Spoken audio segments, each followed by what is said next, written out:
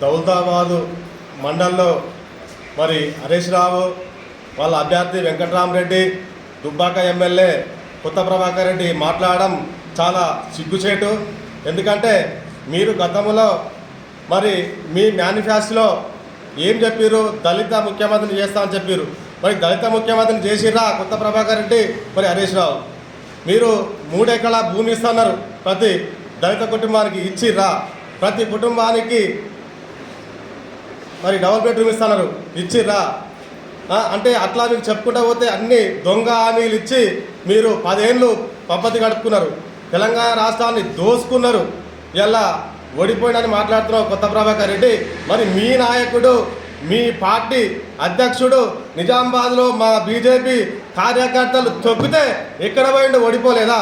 అక్కడి నుంచి ఎక్కడికి పంపించారు? పామకు పంపించారు, కామారెడ్డికి వెళ్ళి. మరి మీ నాయకుని బిడ్డ కవిత నిజామాబాద్లో మరి మా బీజేపీ వాళ్ళు తొక్కితే ఎక్కడ పోయింది? పోయి మీ ఫామ్ హౌస్లో పడ్డది. అంటే మీరు మాట్లాడేటప్పుడు ఆలోచించుకోవాలి.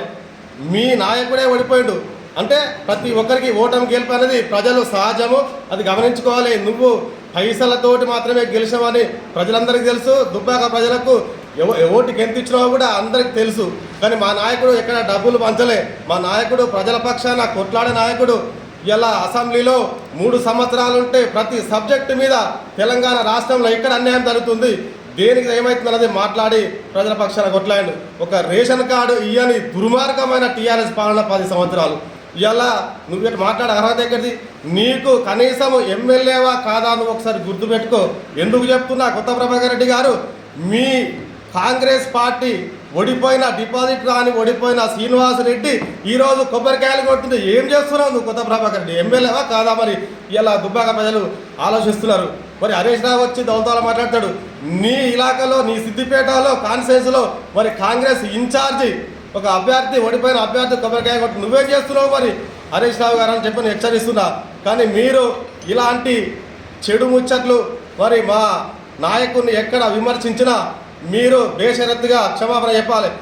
లేకపోతే ప్రజాక్షేత్రంలో మిమ్మల్ని తిరగనేమని ఈ దౌలతాబాద్ మండల శాఖ పక్షాన హెచ్చరిస్తున్నాం. ఖబర్దార్ హరీష్ రావు, కొత్త ప్రభాకర్ రెడ్డి.